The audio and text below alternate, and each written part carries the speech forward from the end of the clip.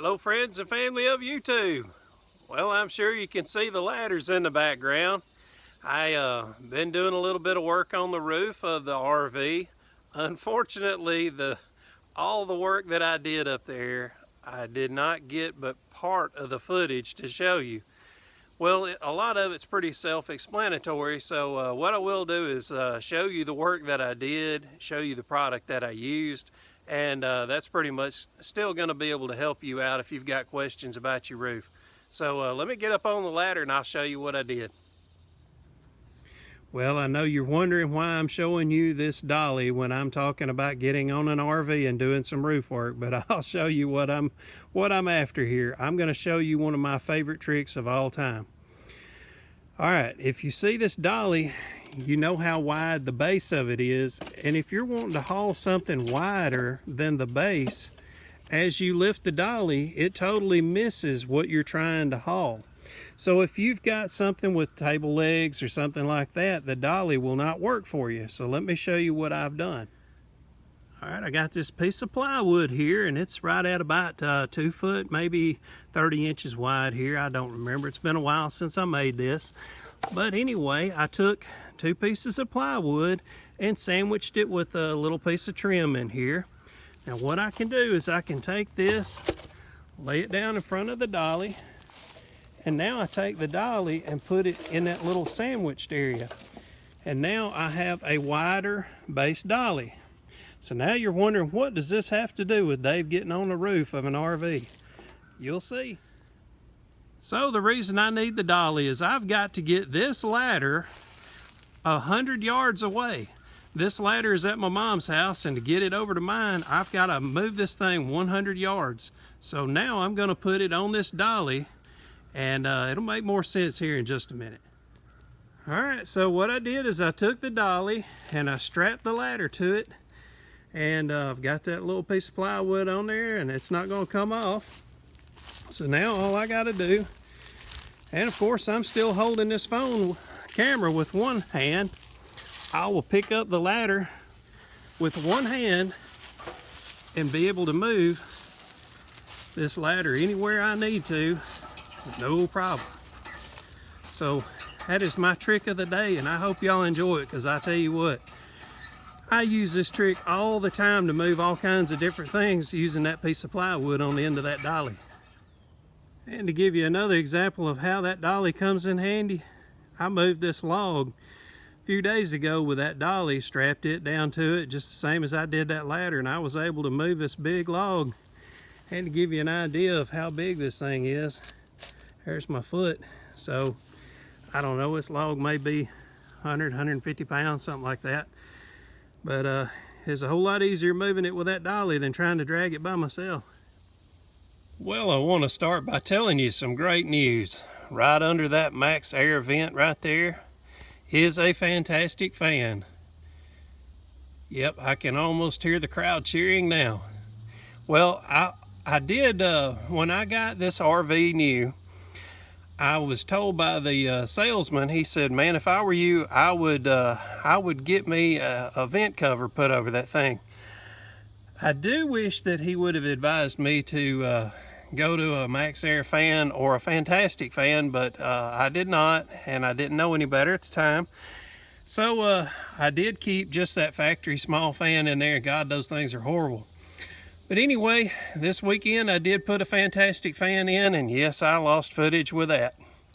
But you can see that I put all kinds of sealing under there, and got that all ready to survive the summer, winter, and fall. And I hope to be out traveling. I'm definitely going to be needing this fan as I get out traveling, especially in the fall. So anyway, let me show you some more work that I did while I was up here. All right, well, if you notice, this area right here looks brand new, and this area looks spotted. Well, I got up here on this roof, and I recoated it about 8 or 9 months ago, and it is held up well. It's not peeling, flaking, or any of that, even though I had a lot of naysayers tell me that I didn't do it correctly and that it would peel. Well, we can see that it didn't. But what I wanted to do is I wanted to buy me some of this tape, and I do not recall what it's called, but I want to say it's called Dicor tape. But anyway, I told told the guys at Reed I needed some tape, and they knew what I was talking about. So I'm sure you can go to your local RV dealer and tell them that you're needing some roofing tape, and it comes in different widths, and I believe this is right at 3 inch, I think is what this is. Anyway, the reason I put this along the edge, if you have ever seen a roof go bad, it is always, almost always along this seam right here where this rubber folds over. That rubber of the roof will start to crack and break, and then it will just kind of work its way inward.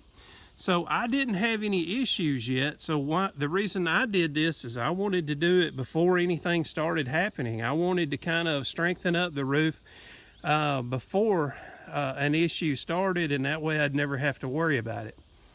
Now, I was going to reseal this roof, and I've still got a little more than a half a gallon. I bought 1 gallon, and I've already done it, like I said, about 8 months ago. So I still got plenty left in that gallon to do this again, and I want to, even though it said that you can do it every 2 years or so. I would much rather go ahead and, while that paint is still fresh in that can, I want to go ahead and reseal this and keep it from ever going bad again. And I checked all the seals up here, everything looked good. I did have to open a container that you put into a caulking gun, and that's the sealant that I used. And I figured while I've already got it open, I might as well use it anywhere and everywhere that looked like a problem could occur down the road. So I went ahead, and that stuff's self-leveling, and I just wanted to put it anywhere that I thought I might have an issue. Well, I'd like to show you all the products that I use. That way, as you go to pick them up, you'll know what I used, and it actually worked good for me. This is lap sealant, and this is a standard size caulk gun. So this is the stuff that I put around all the edges of anywhere that I thought might develop a leak. And this is the stuff that I used to seal the roof about 8 months ago. And I do not recall if I got this at Home Depot or Lowe's, but it was one of those two. It was not very expensive at all, so you may want to check online and see which one it was that carries it. And also I got this also at my RV dealership. I don't think I mentioned where I bought this lap seal. I did get that from my RV dealership, and that's where I got this tape as well. This was about $1 a foot. So you can get this in white or black. And this has like a little film on here, little clear film, and you just peel that film back, and it just lays right on to wherever you're going. And I will say that as I was installing it, what I tried to focus on was I wanted, like this, if this is the roof and I'm laying it down over the roof, my main concern was I wanted this to be able to fold down the edge of that roof. So that was what I was mainly focused on. This is very sticky tape. When you put it down, it's going to stay wherever you put it down at. So try to do just a little bit at a time so that it's manageable, but you definitely want to concern yourself with getting that edge rolled over first. To prep the area for me to put this on the roof, I got this at Walmart over in the department where all the medicine and all that junk's at. So you may have some of this. If you've got accident-prone kids that get hurt all the time, you probably got some of this stuff in the bathroom anyway. It comes in 50% or 91. I got 91 because they told me that at Reed, they said that you need to clean the roof off. And what I did is I used this, and I gave it 1 hour to make sure that it had completely dried up before I stuck this down. So I put this on those blue paper towels, and that worked out great. Well, as I told you, I got a fantastic fan, and right now I've got it running on low, and it has a forward and reverse switch. It has a 3-way switch. It also has a built-in fuse, and it's got a thermostat control so you can set it for temperature. And of course it also has a vent that came with it as well that goes under that vent cover. Now let me show you something I found out. I'm going to turn this to where the vent comes down. Watch the fan. The fan just shut off.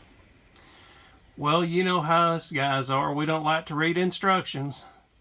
So I went through all the trouble of installing this thing, and I was like, man, something's wrong with this thing. It won't work. I've got it wired in. There's power going to it. I checked my power source and everything else. But I finally turned that vent cover to raise that up.